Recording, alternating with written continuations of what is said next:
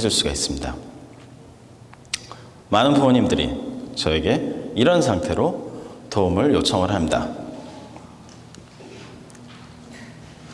네. 어떤 학생들은 부모와의 관계에서 쓸데없는 에너지를 낭비를 하고는 합니다. 미들 테네시 주립대학의 넬슨 밀리슨 박사는 2011년 1월 1일 교육 리더십 저널에서 이런 결과를 발표했습니다. 대부분의 학생들은 서포티브한 가정이 존재할 때 더욱 성적이 우수해진다. 그리고 이런 경향은 소수민족의 학생일수록 특히 두드러진다. 가족이 심적 지원을 풍부하게 해줄 수 있으면 자녀의 성적도 향상이 된다는 얘기입니다. 부모가 자녀를 잘 이해하고 좋은 관계가 성립되면 서로 속이거나 다툴 필요가 없고 자녀는 더 이상 이제 자신의 미래를 위한 노력 외에 다른 곳에 에너지를 낭비할 필요가 없어지게 됩니다. 자, 하버드대 명강의 행복이란 무엇인가, 이 책을 읽어보신 적 있습니까? 제가 이 책을 읽고 너무 좋아가지고 내용을 조금 여기다 집어넣었습니다. 부모로서 우리는 자녀의 행복을 추구를 합니다. 그러면 여기서 제가 질문을 하나 드리겠습니다. 여러분은 행복의 충족 조건이 무엇입니까? 여러분은 어떤 때 행복해지십니까? 애들이 말을 잘 들을 때 행복해지세요. 또요?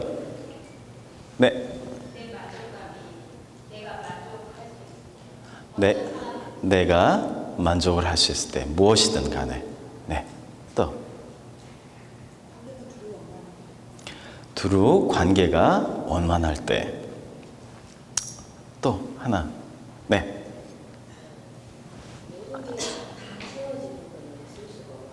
네. 완벽하지 않지만 감사함이 들 때. 그때 행복하다. 맞습니다. 이 행복의 이제 행복의 예. 하십시오. 인정받을 때. 예. 네, 좋습니다. 누구에게 인정을 받을 수 있을 때. 행복의 충족 조건은 이렇게 아주 주관적입니다. 사람들마다 똑같은 게 없어요. 이제 만약에 집을 얘기를 하면 어떤 사람은 방 4개 있는 집, 어떤 사람은 2밀리언짜리. 네. 자, 최근 연구에서 보이는 2가지 행복 요소를 보면, 첫 번째는 이제 센서스를 한 거예요. 이게 사랑하는 사람과 함께 있을 수 있을 때, 그리고 좋아하는 일을 하는 것, 그런 것들도 있다고 합니다. 제가 저기를 안 했네요. 인터랙션을 하다가. 네. 자, 그러면 돈은 행복의 어떤 요소가 될까요? 돈은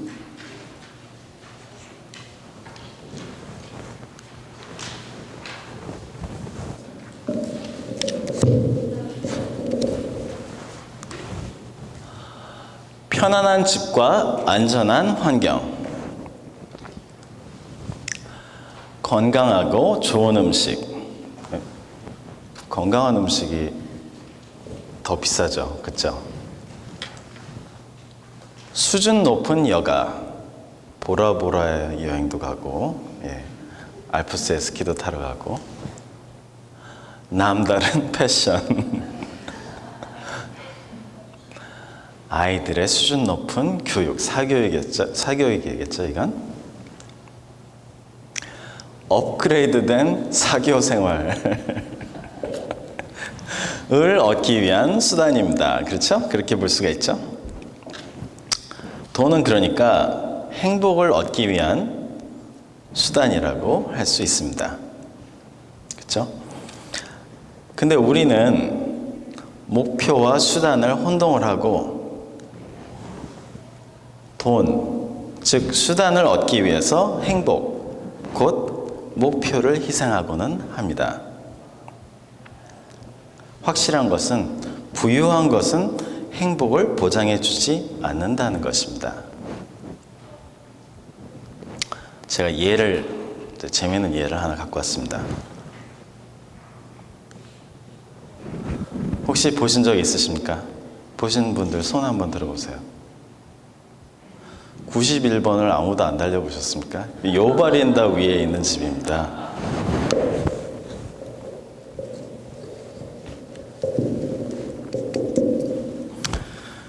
이 집이요, 얼마나 큰지 집 자체가 이름이 있습니다. 왜 이제 무슨 맨션이라고 하잖아요. 이게 사트상 맨션이라고 그래요.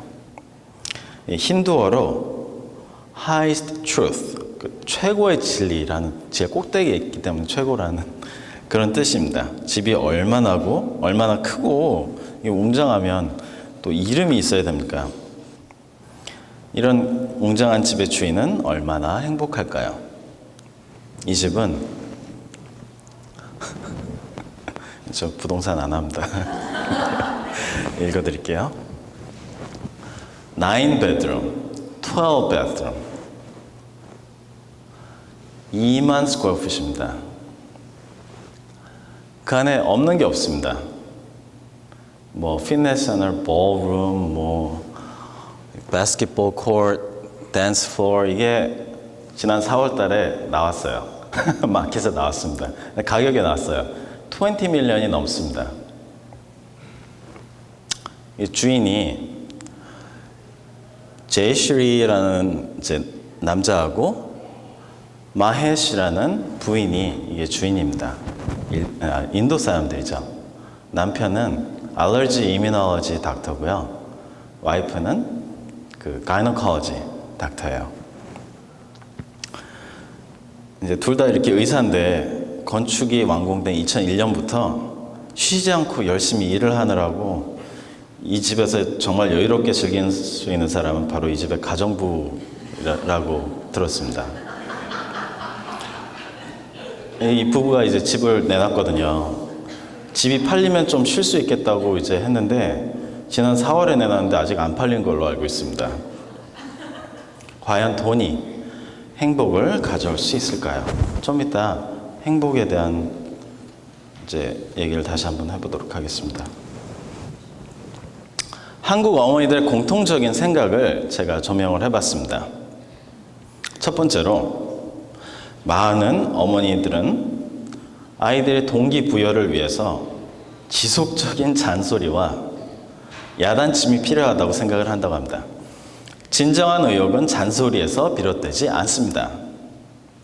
대신 이제 부모라는 눈가리개가 벗겨졌을 때 세상을 바라보고 자녀에게서 부모가 눈가리개 역할을 하거든요. 시키기 때문에. 근데 이게 벗겨졌을 때 세상을 바라보고 자신의 앞날을 걱정을 하고 노력을 하게 될 때 진정한 동기부여가 될 수 있습니다. 두 번째로, 좋은 대학으로의 진학을 위해 부모, 자녀의 관계 정도는 희생이 되어도 된다고 생각하고 합니다. 한국은 정말 많은 면에서 세계의 선두를 달립니다. IT, 패션, 유행, 걸그룹, 음악, 디자인, 두뇌, IQ, 성형수술, 암 발병률 막 안 좋은 게 점점 나옵니다. 근데 자살률이요, 기가 막히게 세계 톱 수준입니다. 하루에 39명이 자살합니다. 거의 30분에 한 명씩이에요. 근데 LA에 오면 다를 것 같은데 LA도 인구 대비가 확률이 똑같아요. 인종을 분포도를 봤을 때 한국 사람들이 제일 높습니다. 여러분 성장하면서 살아가면서 자살에 대한 생각을 한 번도 안 해보셨습니까? 확률상은 우리의 자녀들도 분명히 자살에 대해서 고민해 본 적이 있을 것입니다. 아니면 할 것입니다. 없다면 이제 앞으로 이제 아직 없다면 앞으로의 확률도 높습니다. 자녀의 아버지로서 저의 바람은, 저도 딸이 있지만 저의 딸이 정말 까마득한 수렁으로 떨어져 내려갈 때 저의 관계가 딸의 추락을 막아주든지, 아니면 막을 수 없다면 적어도 떨어지는 것을 받아줄 수 있는 그런 역할을 할 수 있기를 바라고 있습니다. 여러분도 자녀와의 관계가 그런 역할을 하셔야 합니다. 그렇게 해도 모자란데 이 세상에서 가장 중요한 관계를 뒤틀고 방임하고 함부로 하는 부모님을 보면 제가 정말 안타까운 마음이 앞섭니다. 세 번째로, 나는 행복을 찾지 못하고 평생을 희생했지만 자식은 행복을 찾을 것이라고 생각하는 분들이 있습니다. 자녀들은 잔소리 투성인 부모, 그러니까 우리의 말을 잘 안 듣는 듯 하지만 두 눈만은 크게 뜨고 지켜보고 있습니다.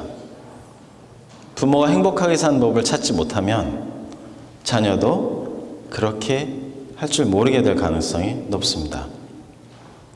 네 번째로, 내면의 행복의 기준보다 다른 이의 기대와 관점에 비교한 비교적인 행복을 찾으려 합니다. 남들의 기대는 마치 이웃집의 화초처럼 아무 소용없는 것이라는 말이 있습니다. 남들의 비교에서 성취를 하려 하고 행복을 찾으려는 것처럼 공허한 것이 없습니다. 제가 또 얼마 전에 멋진 말을 들었습니다. 돈이 필요하지 않은 것처럼 일을 하고, 들어보셨죠?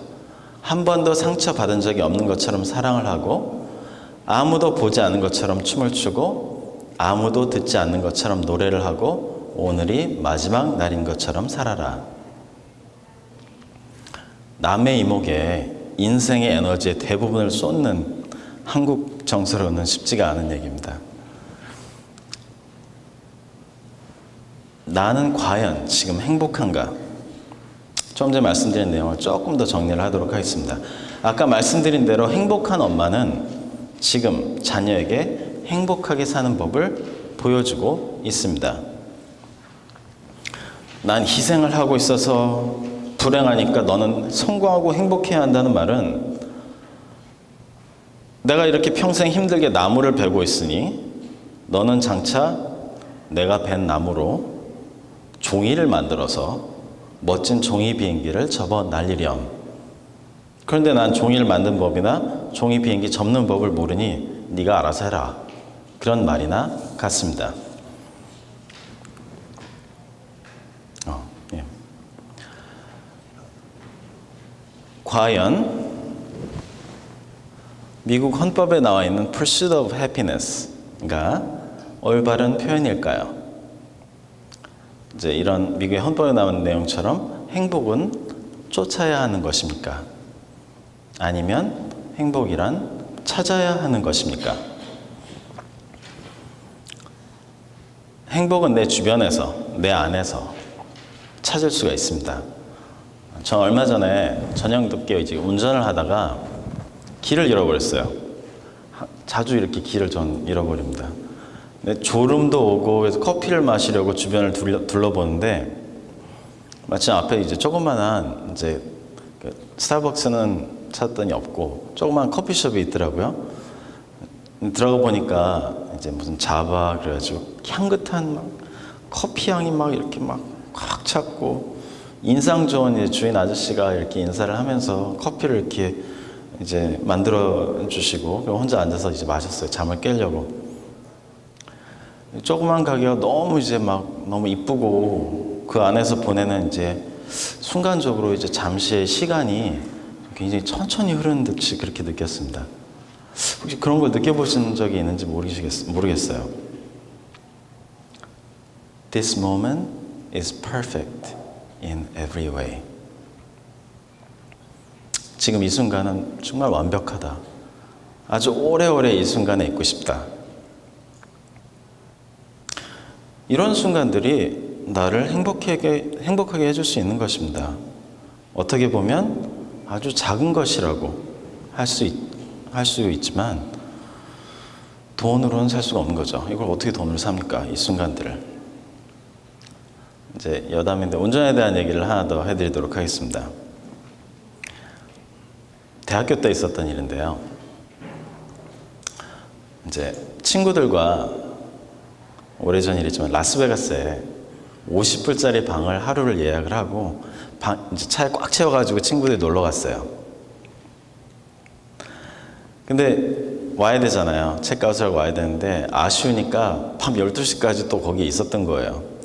근데 다들 무책임하게 다들 옆에서 뒤에서 자고 있고 저 혼자 운전을 하는데 졸음운전이 막 아직 젊으니까 위험을 무릅쓰고 졸음운전을 제가 했습니다. 갑자기 제가 눈을 떠보니까 어떻게 제가 중앙선을 넘어가는지 한 10m 딱 막 70만 운전하고 있는데 10m 전방에서 거대한 18휠러 트럭이 달려오고 있는 거예요. 제 방향으로. 제가 순간적으로 눈을 떴는데 두려움에 마비가 돼가지고 핸들도 못 들었어요. 1초면은 충돌을 할 거니까 포기를 한 거죠.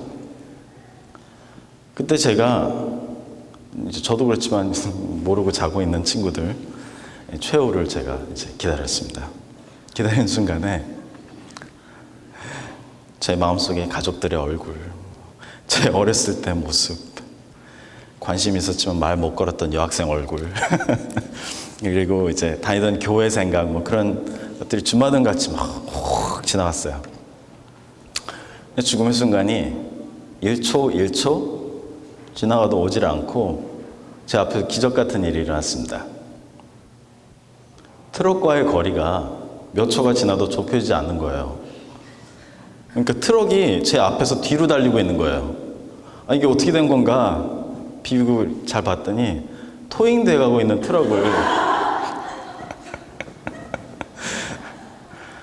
아무도 없는 사막의 밤길에서 토잉돼 가고 있는 트럭 앞에서 저 혼자 드라마를 쓰고 있었던 거예요. 순간적으로. 너무 놀라서 막 옷이 식은땀으로 푹 젖었습니다. 근데 살아 있을 수 있다는 것에 너무너무 감사하고 행복했습니다.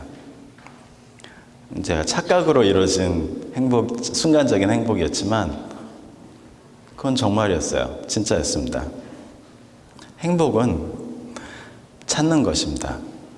그게 아이가 말을 잘 들어서 오든 누구에게 인정을 받아서 오든 상관이 없습니다. 내 주변에서 나의 미래에서 찾는 것입니다. 일하는 것이 행복하듯이 미래에 대한 계획을 세우고 성취하면서 조금씩 나아지는 미래 느끼면서 얻을 수 있는 행복도 아주 중요한 행복입니다. 왜냐하면 아이들이 부모가 그런 모습을 보고 사는 법을 배우거든요. 하지만 행복을 희생시키는 미래를 위한 pursuit은 그 의미를 잃어버린 경주일 뿐입니다. 부모는 스스로 행복을 누리고 찾을 줄 알아야 합니다. 그렇지 않으면 자녀는 부모를 보고 배워 행복을 쫓기만 하다가 인생을 허비할 수도 있습니다.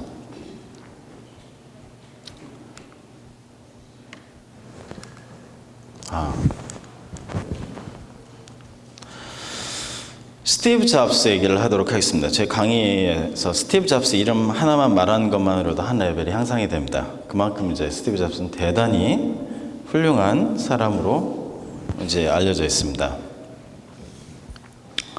2005년도에 스티브 잡스가 제 생각엔 스탠포드 대학에서 졸업 연설을 했습니다. 이제 사실은 이 사람이 대학을 졸업을 못했기 때문에 대학에서 이제 졸업 강의를 하는 것은 조금 이제 이례적이지만 워낙에 유명하고 훌륭한 사람이니까 스탠포드에서 이제 연설을 했는데요. 그 졸업 연설에서 제가 이제 들어봤는데 제가 졸업하면서 들은 게 아니라 유튜브로 들었어요. 스탠포드 나온 게 아니라 Connect the Dot이라는 주제로 연설을 했습니다. Connect the Dot은 점 잇기. 어렸을 때 왜 이렇게 닷 있고 그리고 이렇게 1에서 2, 3, 4 미국에서는 알파벳 가르쳐 주느라고 A, B, C 연결하면 이게 꽃도 나오고 코끼리도 나오고 그런 게임이죠. 스티브 잡스의 Connect the Dot은 이렇게 시작이 됐습니다. 스티브 잡스가 입양돼서 키워졌다는 것은 다들 알고 계시죠? 스티브 잡스 모르시는 분들을 위해서 유명한 애플 아이폰하고 애플 컴퓨터 매cintosh 만든 분입니다. 모르실까 봐.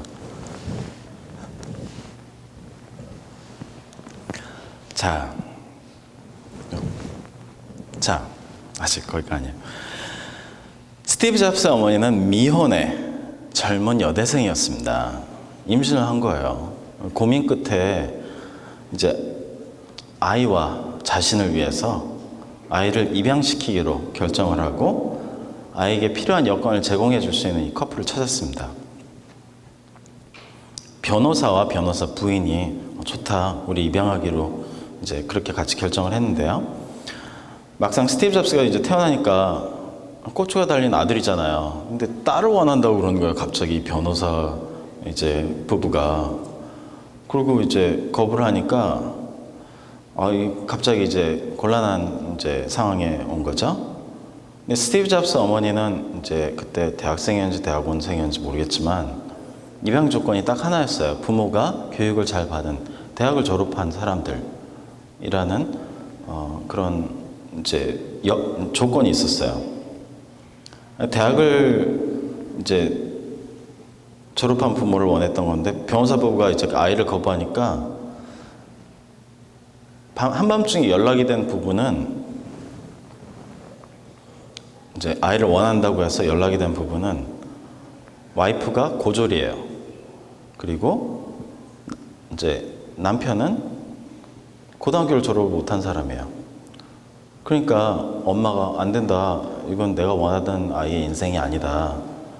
그랬는데 거기 이제 부모가 가서 간곡히 이제 설득을 했어요. 아이는 무슨 일이 있어도 대학을 보내겠다. 약속을 한다.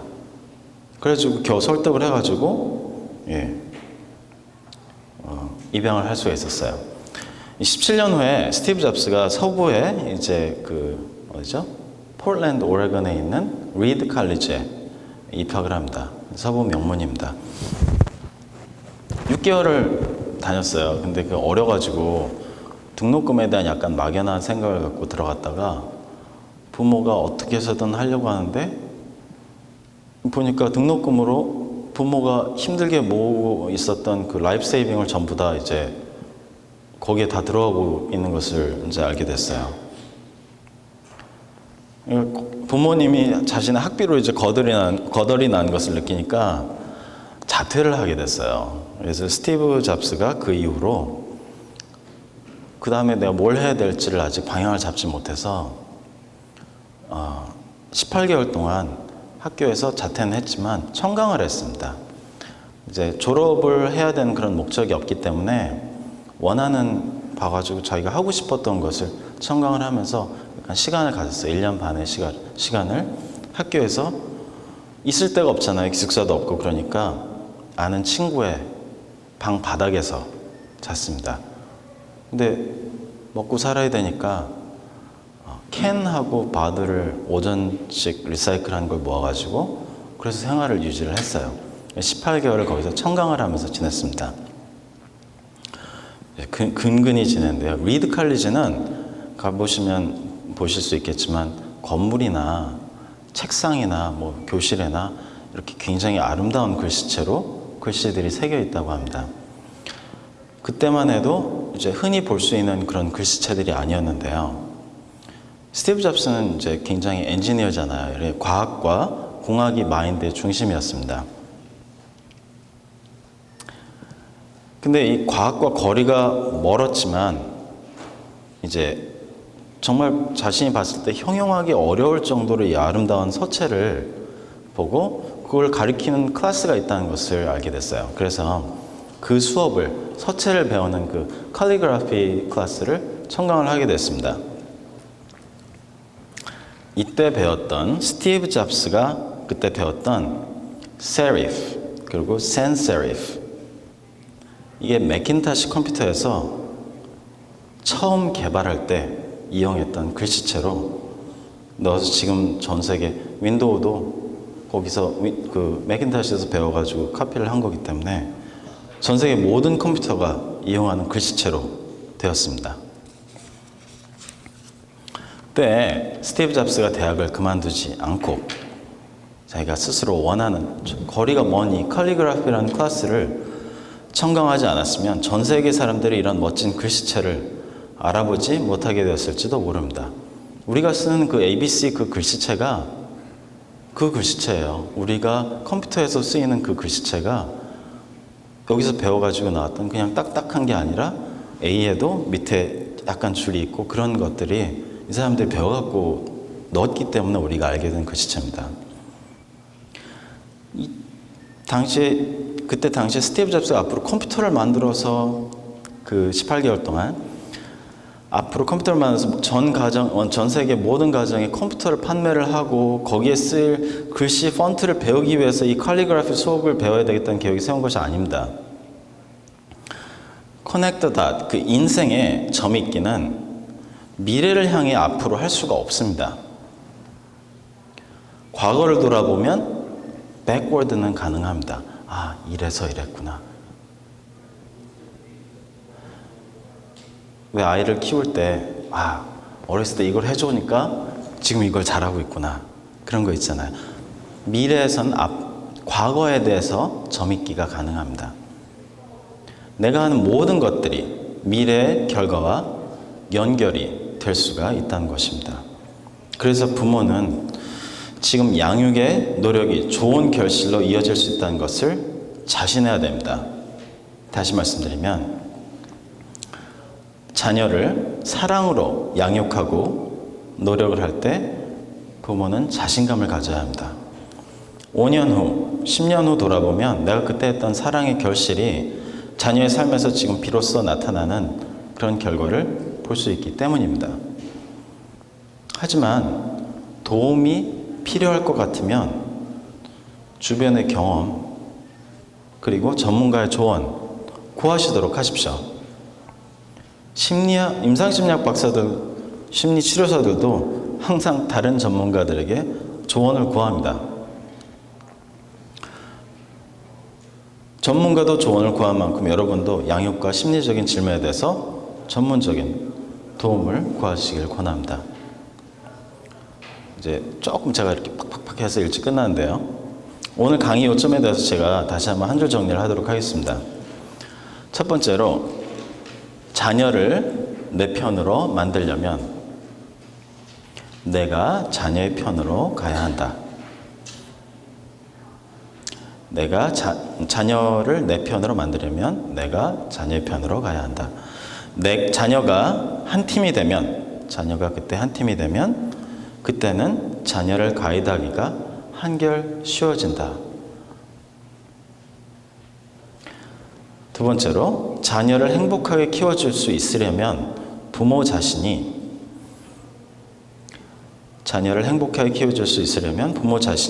행복에 대한 이해와 스스로 행복을 찾는 노력을 해야 한다.